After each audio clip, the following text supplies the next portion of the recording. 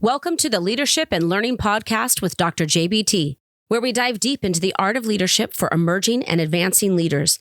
Whether you're just starting out or looking to sharpen your skills, this podcast is your go-to resource.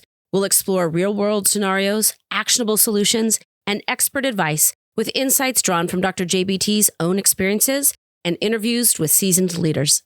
If you're serious about growing as a leader, you've come to the right place. Welcome back to Leadership and Learning. Have you ever reached the end of a week and realized you didn't thank anyone? Not because you didn't feel grateful, but because you were too busy to say it out loud. That's what I call the gratitude gap. As we begin the Thanksgiving week, it felt timely to talk about gratitude. This season, from now until the new year, our schedules tend to fill up. We don't have the extra freedom of downtime on the weekends and nights because we're rushing from one holiday party to the next, and in between trying to fit in shopping for gifts for friends and family. This inability to relax and gain some balance during the time only carries into the work week. We still have responsibilities, and yet we haven't taken the breathing time so that we can engage in the work with meaning and intent. So what happens? The gratitude gap. We're too busy to express what we feel. The gap is the distance between what we feel and what we express. Simply put, leaders often feel gratitude internally, but fail to express it externally. It is not intentional. It is a byproduct of pace of life and pressures. However, as leaders, our silence can be misinterpreted as indifference. I am equally guilty of the gratitude gap. Just last week, I was preoccupied and failed to take the time to recognize one of my team members. She had done some outstanding work without guidance or direction. She saw a need and took the initiative, and I failed to tell her that I noticed and was impressed. It wasn't because I didn't want to tell her. I was merely caught up in my own work, and I didn't take the time. And here we have an example of the gratitude gap. So why do leaders fall into this gratitude silence? Okay, so here are some common reasons for the gap. Busy seasons. Leaders have busy schedules with back-to-back meetings. They have launches, deadlines, employee vacancies on their teams. They have goals to meet, and they might lack resources to meet them with ease. When busy happens, emotional bandwidth is lowered. Number 2, leaders focus on problems over people. Let's admit it, we have a tendency to have a cognitive bias. In other words, what's broken gets our attention. We need to fix something to meet our goals or mitigate risks. We need to address the challenges. All of these are done with good intention, but gratitude then becomes an afterthought. Third, we assume that people already know. Let's face it, leaders believe their team understands how much they're appreciated. We get it into our heads that they know we think they are doing a great job and see the initiative and innovation they're doing. However, people rarely feel what we don't say. Lastly, perfectionism or high standards. We move the bar so fast that we forget to pause and recognize milestones. We continuously press forward toward the next goal, the next achievement, that we don't take the time to recognize all that the team members have accomplished. As I share these reasons, I openly share with you that it is an area of improvement for myself. I was recently called out by one of my leaders. He said 2 things that align with these causes for the gap. First, he said, "Jamie, I think you should tell that person what you are sharing with me about their work.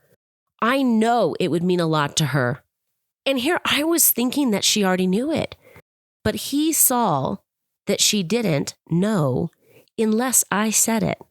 That was a good call out.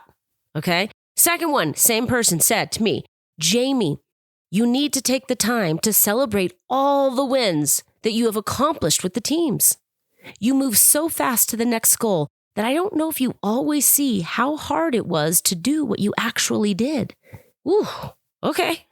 These are great reminders for me that I live in the gratitude gap more than I'd like to admit.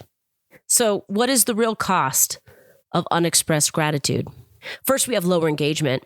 We will experience lower engagement from our team members. Employees who don't feel appreciated disengage over time. It may not happen right away, But if they never feel seen or like their work matters, then they just might stop trying. Their work might become mediocre because clearly exceptional wasn't noticed. I know for myself, personally, when I don't feel appreciated for my contribution, I tend to slow down and become less engaged. It is a natural way for people to respond in order to create equity. Check out my episode on fairness to learn more about what people naturally do to find balance. It also increases burnout. We will experience a higher level of burnout among team members. People are more resilient when they feel seen. But if they don't hear from us, then they don't feel seen.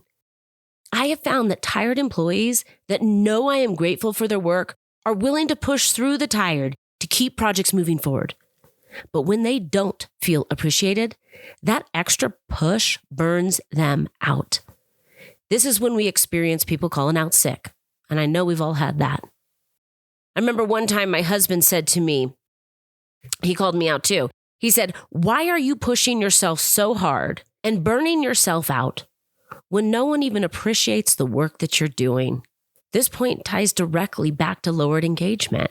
I'm in this too. What happens when leaders do express gratitude? Well, a few things do happen. Recognition builds belonging. People feel seen and valued and a part of the team. They build a sense of belonging because they know their work matters and contributes to the whole.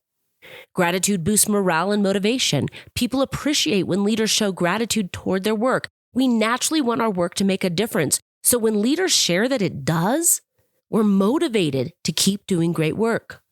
It reinforces aligned behaviors. Think of the mindset, what you celebrate is what you cultivate. Show gratitude toward the work and behaviors that you want to see more of.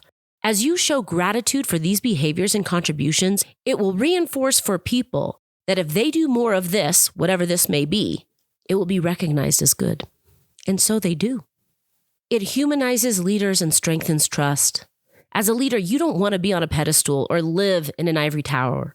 These leaders don't have the same impact as the human leaders who are vulnerable. I remember sharing gratitude toward a team and the hard work they had done. One of the team members said to his leader, "Wow, Jamie really sees us and knows the challenges we face." It meant the world to him that I saw him, and this strengthened the trust between us. I no longer was an ivory tower leader. I was a present one. So how do we do this? How do we put together some simple, sustainable practices that you can start today? Okay, let's talk. Be purposeful about setting aside time to show gratitude and thankfulness to your team members. You would be surprised how much 10 minutes a week would make. Call it Motivating Mondays, Thank You Thursday, High Five Fridays. But send a note to someone who made an impact. Be intentional. Carve out 10 minutes. Timeliness matters. Let's call this the gratitude micro moment. Say thank you for ... during the moment, not later. If you wait until your next monthly one-on-one, it will not have the same impact. Make it timely so it is directly tied to the what. Have more gratitude micro moments. Consistency matters. Make it a part of your weekly meeting. Allow 5 minutes at the end of each meeting for people to share who or what they're grateful for, as well as a time to shout out other people's work. Use this opportunity for yourself to shout out to your team members. This simple addition to your meetings will immediately boost morale and create a positive work environment. Lastly, reflection matters. Put in a 5-minute practice at the end of each of your day and ask yourself these questions. Who showed up well today? And did I tell them? You will start to find a lot of opportunities to share gratitude when you are looking. Be intentional about looking even when you are busy. Now, I have shared some simple and sustainable ways to show gratitude. This month, I want you to choose one intentional gratitude activity, just one, okay? And start it. Do it. Because gratitude unspoken is gratitude wasted, and the people you lead deserve to know it. Reflect on these questions. Who is coming to your mind right now? What will you say? And when will you reach out? You can start right now.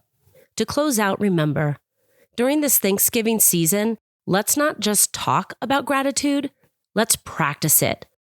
Leadership is influence, and influence grows when people feel valued. So let's close the gratitude gap together.